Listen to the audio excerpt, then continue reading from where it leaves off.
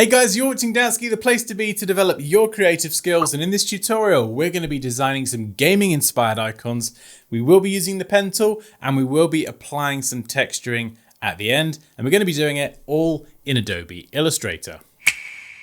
And this video is in partnership with MSI, so I'm going to be using this beast here, the Creator 17 laptop. It's packing a 10th gen processor, 32 gigs of RAM, 2 terabytes of storage, and an RTX 2080 Super for the graphics. And the standout feature is the mini LED display. It's hands down the brightest screen I've ever seen, and it's also 100% Adobe RGB color accurate. So that's what we're going to be doing. This is the hardware that I'm going to be using. Without further ado, let's get started. Rightio, so we're now in Illustrator and have a new document with an artboard that is 1920 by 1080. And we're going to be using the pen tool for this tutorial. That's over here in the toolbar. The shortcut for this is P, and we can use this to essentially create custom shapes. And we can then apply fill colors and stroke colors to those shapes. Now this is awful, so we'll delete that and forget that never happened. And I'm just going to go over here and make sure my fill color is set to none, and black, that's fine. We'll keep the black for now, all good.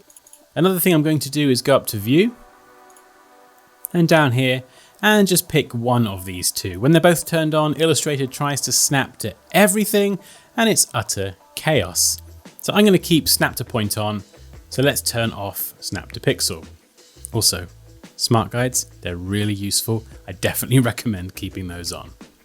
So let's switch this off.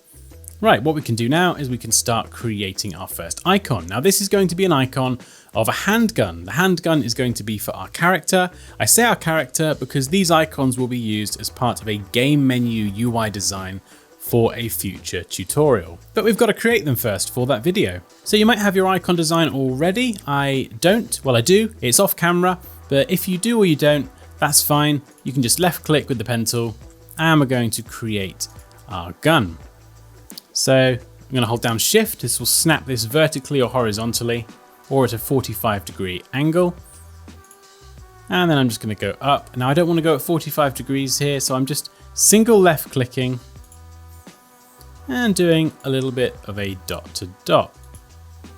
I'm going to go all the way out here for the top of the gun.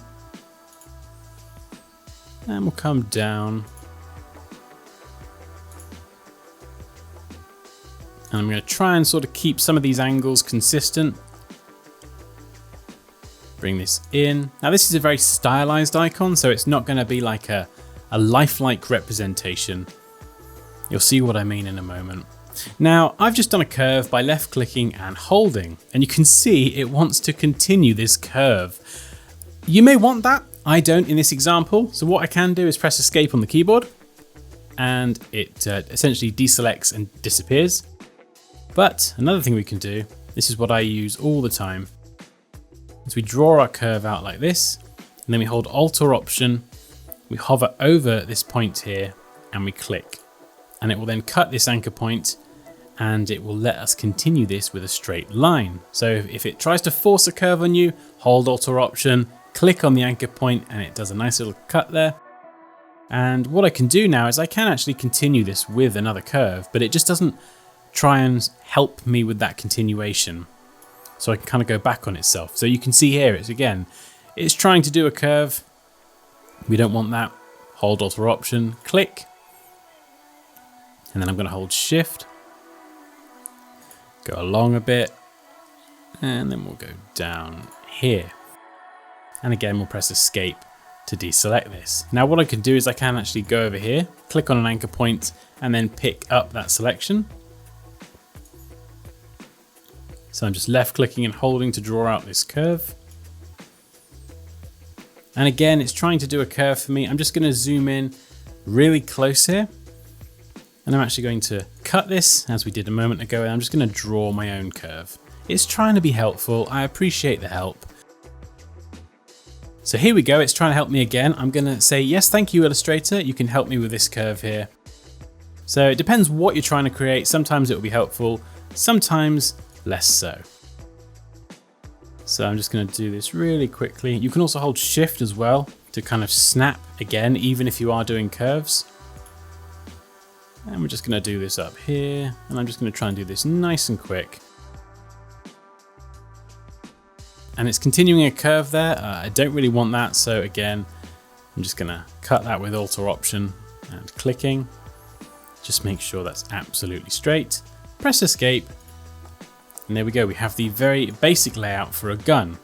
Now, when I design these icons, this is often how it starts out, especially if you are just doing this out of your head and you don't have a design that you're bringing into Illustrator already, like a sketch or something. And oftentimes you'll do something like this and you won't always get it first time and it may look a bit terrible. You can see over here, we don't have some nice smooth curves. This is a bit too far out. This curve down here is horrible.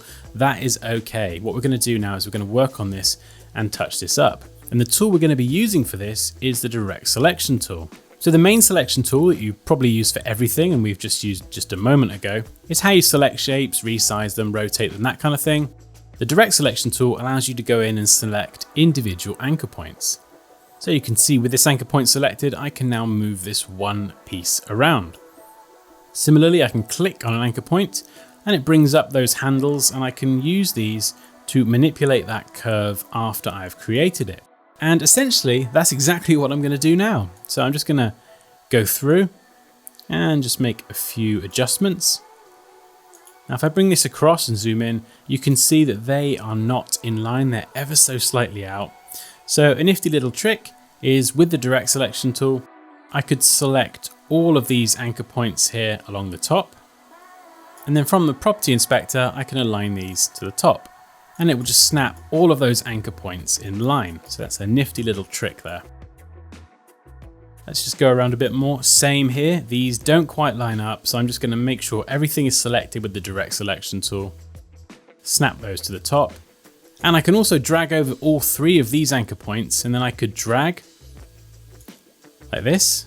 That's not really working out for me. I could hold Shift to snap it, even better. Or I can use the arrow keys on the keyboard to just manually move this into position. And then I could grab this anchor point down here, bring this down a bit. I do want this trigger to be a bit larger. And again, as we did a moment ago, we're just manipulating these handles to control that curve and get it exactly how we like. Now at the moment, these lines are very thin. I can actually make sure everything is selected and go over here into the Property Inspector and increase the stroke weight, something a little bit closer to what our final design will be. If you are on an older version of Illustrator and panels like Align and Stroke aren't appearing for you, go to Window, you have the Align panel there and the Stroke panel there, and then you can go ahead and you get the same or very similar options. And with that said, I'm going to select Stroke here and just change the cap to rounded so it rounds off those corners. Nope, this is rounding off the corners. That just rounds off the cap, but I am going to round off the corners as well. So you can see those sharp edges like the trigger and down here at the bottom of the magazine, those are now just a little bit smoother. And I think, in my opinion, this just looks a little bit more pleasing to the eye, but you can of course style your icons exactly how you like. So what I'm going to do now is again, just grab the Direct Selection tool and just make a few more tweaks. So I'm just moving these around. So remember, as you move one anchor point, you do run the risk of upsetting the curvature of something else. You can see here, I've kind of botched all of this up. Now, another trick you can use is you can select everything with the main selection tool, go over here, and where the shaper tool is, left click and hold, and you actually get access to the smooth tool. And it likes to deselect everything for some reason, so just reselect it again, grab that smooth tool, and then just click and drag roughly where you would like it to go. And Illustrator will smooth out those anchor points. So if you're not after perfect geometry, then you can just keep drawing over this and it will smooth out those curves. Now it does add in a few more anchor points, so it makes it a little bit harder to control all of the points that you've created. But that's done a pretty good job. You can see here, we get a bit of a kink with all those anchor points. So what I can do is just go and drag over those, hit backspace to delete them, grab the pen tool, and then just pick this back up. And we'll just do that one manually. And then just go down here and just bring this in. And if it doesn't work out, then you can just grab the direct selection tool and just drag over all of these anchor points. Hit delete or backspace. Just remove all of these, and then maybe it's good sometimes just to go back and do it again. So I'm gonna have another crack at this. See if I can do a better job second time round. Can I do this in 3 anchor points? Possibly. Oh, look at that. Much, much better. So sometimes that's a good little trick, is just to start again. So I'm just moving these. Just make sure these anchor points are both aligned. So what I'm doing now is just doing the same things again that I've just showed you, but just doing it a little bit faster. And creating a bit of space here. Bring this out and down so we get a little bit more of the trigger. And I think I might bring all of these down. So I'm just going to spend a few minutes now just tidying this up.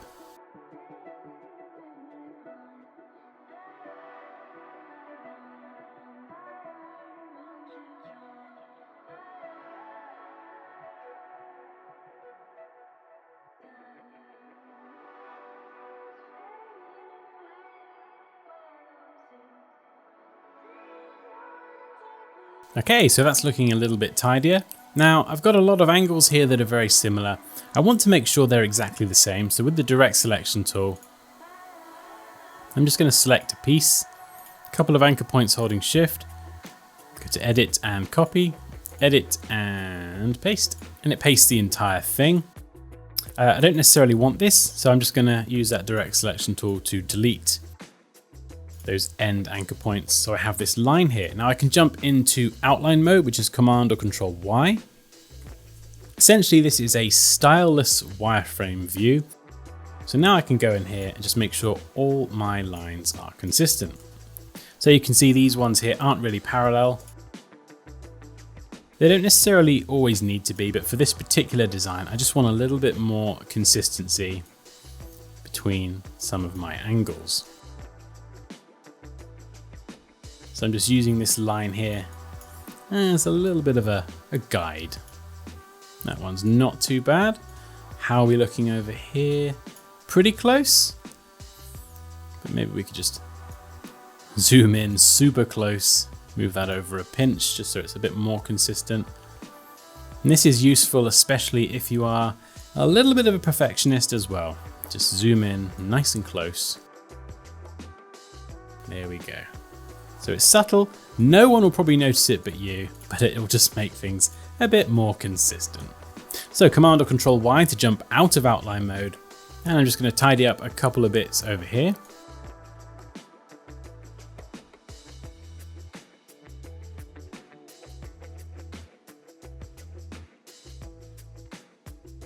Honestly, I could tinker around with this all day, and I'm actually just going to select everything. And we're just gonna bump up that stroke a little bit more, something a bit chunkier. Let's see how 30 looks. I think that looks pretty good. And of course I may need to just go in here and just tweak a couple of these anchor points. And there we go, this is much closer to the final shape of my gun icon. And you can see it looks considerably better than it did earlier. Okay, so now I'm going to add some bullets. So we'll grab the pencil.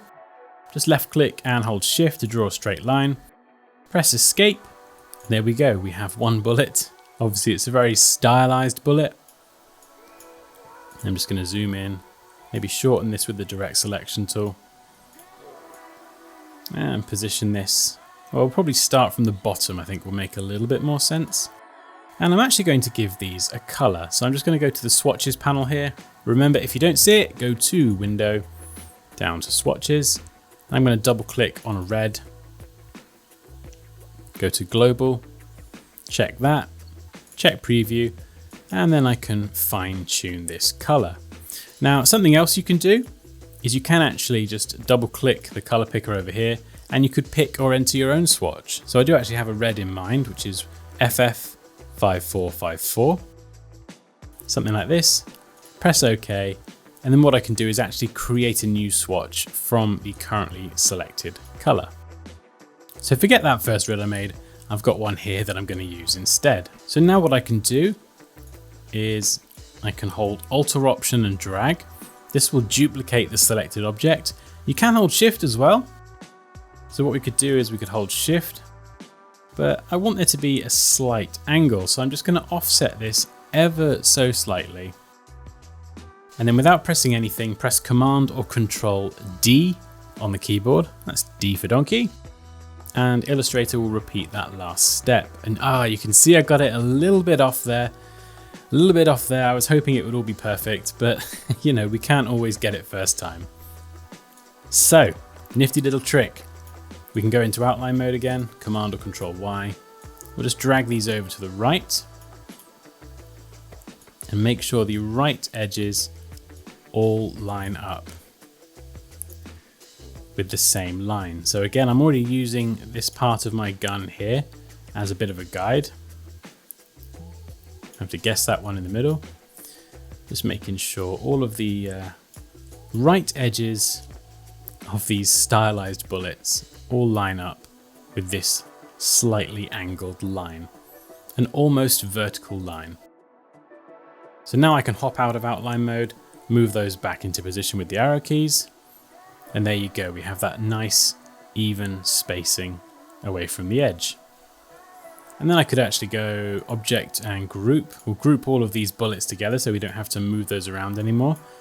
And I can actually resize them in this group and it will retain that stroke weight. Now, if your stroke weight does change, just go up to your transform panel here, click on the More Options icon, and you have this box here, Scale, Strokes, and Effects. I've got mine turned off, so if yours is on, turn it off, and then your stroke will stay the same regardless of how you scale it. So, depends how you like to work personally. Let's just move that to the left a pinch. Okay, there we go. Now this icon is actually going to be white, so I think it's about time we added a background. And to be honest, I need a bit more space. So I have my artboard here, which is great for final exports and all that kind of thing. But at the moment, I'm just being creative, creating icons and having fun. So I don't really want to worry about artboard bounds. So let's go up to View, down to Hide Artboards. Oh, look at all that white space. Much better. So now I'm going to grab the rectangle tool and just draw a big old box. Swap the fill and the stroke, and we'll go in here and I'm going to enter in a color for the background, which is 1D, 1D, 1D. It's like a charcoal black color. Go to Object and Arrange. We'll just make sure this is behind our icon. And then what I could do is actually go up to Object, Lock, and Selection as well, just so I don't move this around by mistake. And then if I just select all the lines, we can go up here, make sure that you do have your stroke selected rather than the fill, and go up to the swatches panel and we'll pick a color. We're going to go with white, set that as global. Now the reason we do global swatches is because if I ever want to change the color of something throughout the entire document, I just have to go and edit this global swatch, and then every instance of that color will change throughout the entire document. So if I design 100 icons in this style and I want to change them from white to gray, I can do that literally in seconds up here, rather than having to go through and manually change the color with every single icon.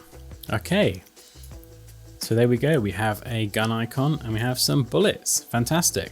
Next, what we're going to do is drag over to select everything, hold Alt or Option, Shift and drag to create a copy.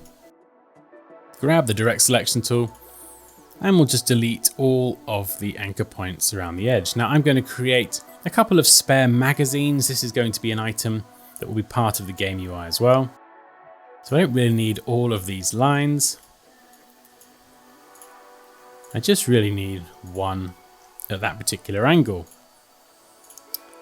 because then I can hold Shift and scale it up, move this around, and then what I can do is hold Alt or Option and Shift to duplicate, and then I can grab the pen tool and I can just connect these up. And I want to add a little lip to the bottom of the magazine, so I'm just going to click, hold Shift, click again, That's basically the same as using the line tool. There we go, something like this. And of course, it probably would be beneficial to put the bullets inside the magazine like so. And then maybe I could just use the direct selection tool and the right arrow key just to nudge this in a little bit so the magazine does in fact fit inside the handle or the grip of the gun, the magwell. I don't know what it's called. I'm no firearms expert. And we're gonna have to pop that in the middle. There we go. So it's vertically and horizontally central. Lovely.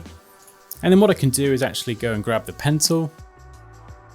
And I could do the same thing again, or I could just very, very quickly and crudely do this by eye. Which usually means it will be good, but because I'm doing a tutorial, it's probably a little bit rushed. That's the excuse I'm going to run with. We'll stick with that. Okay, so there we go. So there we have another icon. We have created an icon for extra ammo, magazines. It can be whatever you like. So there we go. We're just going to pop this one here.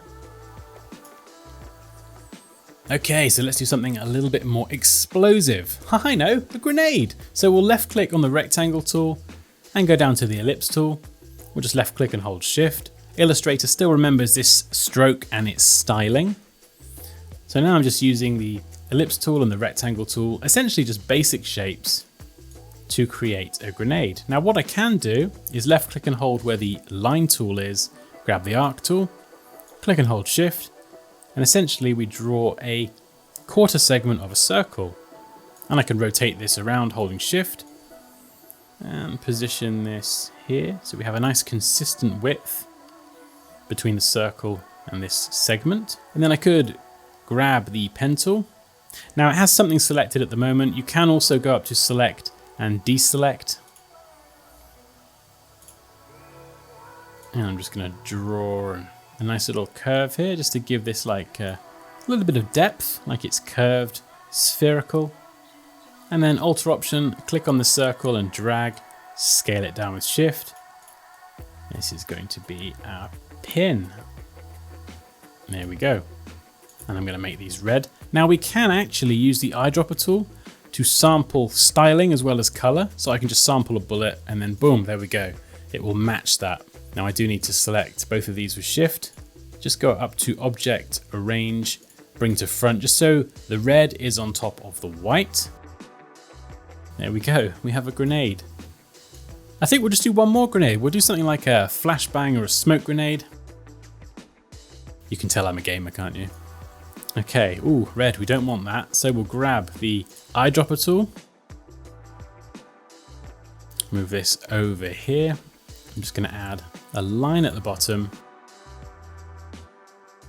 Make sure that is central. If your smart guides do go a bit funny or they don't quite snap, just drag over the different objects and then align them over here on the right or from the align panel. And you see it just snaps those together. And I'm just gonna do like a top part here. We'll zoom in, move this down. Try and make it as symmetrical as quickly as I can. Move this up. And then we're gonna have a slightly different shaped pin here. Something like this. I'm just nudging this in. And the speed really comes with just a lot of practice and learning all the different shortcuts. And I've been using this software for years now. And so if it seems fast or a bit crazy, don't worry. You will absolutely get faster the more you use it. So there we go. But essentially everything that we did pretty much with the gun at the beginning, we're just using those same tricks and techniques to create all these other icons. Pen tool, selection tool, direct selection tool. That's essentially how you can create and then customize and manipulate shapes however you like. Now something else I can do is click here, and then if I press A on the keyboard, in the latest version of Illustrator, so the CC versions, you get this little circle inside of the edge. And if you click on that, you can see it has a little blue ring around it. Now I can pull this in and it allows me to control just that curve. So I can zoom in nice and close and just make sure we have a nice consistent width around the edge there. And then maybe just bring this down. So I'm really just fine tuning this at this point. So there we go, we have a gun, some extra ammo, and a couple of grenades. Don't ask me why the grenades are bigger, but the good thing is I can actually select everything and just scale it down with Shift. You might need to go in and adjust the positioning and sizing of things a bit. But then with everything selected, we can just go Object and Group. We've got the shortcut there, Command or Control G. So I'm just going to group all of these together, so they now all move around independently. So there we go, we've got 4 icons. And one last thing that I want to show you that's going to be a little bit more demanding on the old hardware is going to be how we can apply some texturing to these icons. Because it's cool if you just want it in solid colors or with gradients, but if you want some texturing, well, there's a lot of different ways we can do that. One way is to jump into Photoshop, grab an image like this. I downloaded this from Unsplash. And first of all, we're going to strip out the color by going to Image, Adjustments, Hue and Saturation. Saturation all the way to the left. Doesn't really have too much of an impact on this image, but you might have more color in yours. And then go up to Image, Adjustments and Levels. And essentially what we want to do is we can adjust this here, but we want to grab the shadows and the highlights. And we want to bring these as close together as possible. But we need to do it in a way where we can retain the texture, because what we're going to do is convert this into a vector shape. So if we have lots of gray, it's not really going to work. We need to get as much black and white only as we can. So we'll go with something like this. Click OK. Now you can go to File, Save As, save it as a JPEG or something and bring that into Illustrator. In the latest version, we can just go to Select, All, Edit, Copy, and then we'll paste this in Illustrator. But if you do have your own texture you're going to bring in, you just go up to File and down to Place, and that's how you can get it in there if copy and paste doesn't work. So now I've got a texture in here. You can see it's a rasterized graphic. It doesn't look particularly great. So if I go up to View and nope, if we go up to Window, we're going to go down to Image Trace. And we can turn on Preview here. And it gives you a warning. Tracing may proceed slowly with this large image. So if you have a large image and you try and trace this and essentially convert it into a vector format, this is going to be very demanding on the old hardware. So if you do have a beast of a computer, it's going to make this part of the process considerably faster. So we'll click OK. Then we can adjust the threshold here. And you can see it just brings in a little bit more of that detail. And it takes a moment to render each time. So we're in black and white mode. You can toggle down, get lots of different settings, but we're going to keep it simple. Maybe just bring up a tiny bit more detail. There we go, perfect. So we'll close this down now. When you're happy, go to Object and Expand. Leave everything selected and click OK. Now what we're going to do next is we're going to go to Edit and Cut. This will copy it to the clipboard, but remove it from the document. And I like to just jump into a new document. This is only going to be temporary. We'll paste this in, and you can see it's absolutely huge. Now you might be thinking, well, why have we done this? The reason is because when Illustrator traces in black and white, by default, it includes black and the white. Now there is an option where I could have disabled the white, so it's not included within the trace, but that's actually something that I only really noticed not that long ago. So I've done it this way pretty much my entire career. And it's a nifty little trick that I like to share anyway. So if you have done it like this, you can see over here we have a question mark. This indicates we have a mix of color. Of course, it's going to be black and white. We need to separate those out to create our texture. So how we do that is we just zoom in really close, grab the magic wand tool. Now I've done this in a separate document, so I don't grab anything else or like select my icons by mistake. I select the black, go to Edit. Now we're going to cut this. And you can see it leaves all this behind. Now, sometimes it will leave a color or just some artifacts. Other times you'll just get this if you jump into outline mode, and you won't see anything, but there will just be lots of different artifacts and pieces. It depends entirely on your trace, but what I can do is go back into the main tutorial document and go to edit and paste. And you can see it's pasted it in. I'll just give this a color so you can see. We'll make this bright green. No, Illustrator wants it to be gray. So I have had this happen before. If it does, go up here and select RGB. Just force it out of grayscale. We want bright green. So there we go, we have that texture. And what I can do now is, well, I should have grouped everything, but because that's the only instance of this color, it's safe to use the Magic Wand tool. So I'm going to select this entire thing, and we're going to go down here to the Pathfinder panel, and we're going to click Unite. Now this will unite all of these different shapes, of which there are many, into one shape.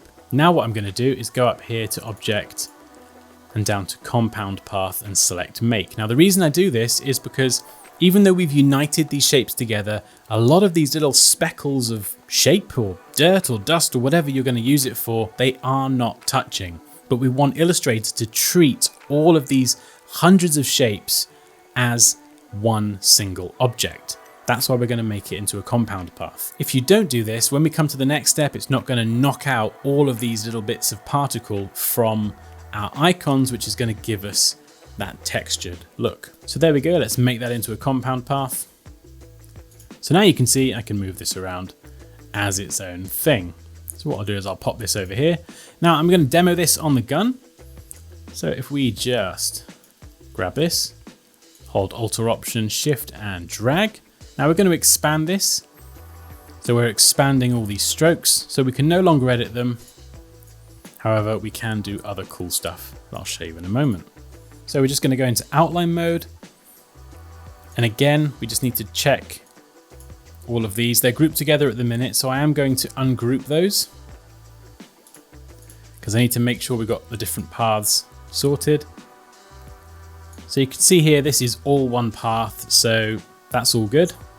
These bullets though, they're not all one path. So first of all, I'm just going to unite them. If in doubt, just click Unite and then go up to Object, down to Compound Path.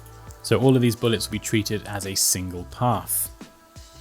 And what I can do is if I get this texture here and I'll position it over the gun, we'll scale it down so it's going to be much, much smaller. Smaller. So it depends how big you want your texture. That of course looks awful, but if I grab the eyedropper tool and just use the same color as the background, we can see how it's going to look. And then what I can do is I could move this around like so. Get the positioning right, the sizing, scale, all that good stuff. Maybe just bring it up a pinch. And with the texture on top, that's very important. It has to be on top of everything else. What I'm going to do is select the white and then go down to, where am I going? Down to the Pathfinder panel, the second option along minus front. And it may take a moment and it will knock out all of that texture, those little vector shapes from your design. So if I just go back a step, what I'll do is I'm going to select the texture, go to Edit and Copy. If I then jump forward a step again, I'm going to need to repeat this for the bullets as well because they are two different shapes. So what I could do is I could paste this back in place and then select that, select the bullets, do it all again. But there is another way to do this, a much simpler way, and it comes back to compound paths. So if I just move this out the way, what we can do is we can select these two different colors and go to Object, make these compound paths. And you can see it does change the color. But if I go in here, we just knock out the black texture from the white icon with subtract or minus front. I can then zoom in. And with the almighty direct selection tool, I can go in and I can change the color of this one element. So even though it's a compound path and it treats everything as one single object, and I can now move this around, I can still use the direct selection tool to influence the color of one aspect of that. And if I go into outline mode, you can see I don't have any crazy texture everywhere. This is nice and clean. This is very final. You can see I can't really go and easily edit these paths anymore. But yeah, that's a really nice and tidy way to finish that up. So when I do bring this into another application, or if I were designing some icons and handing them over to someone else to work with, it's just all really polished up. We don't have any kind of bits of texture and artifacts and things just lying around. And yeah, there we go. So we have our icons. We've got a nice clean vector icons, a gun, a magazine, 2 different grenades. We have an icon over here with some lovely, lovely texture. And as I say, we will be using these icons in an upcoming tutorial where we design a game menu UI. And there we go. So that is how to design some gaming inspired icons, all in Adobe Illustrator. So huge thank you to MSI for sponsoring this video. And thank you to you for watching as well. I hope you enjoyed it. If you do have any questions or comments, you know what to do, drop those down below. But as always, like this video if you enjoyed it. Take care and I'll see you next time.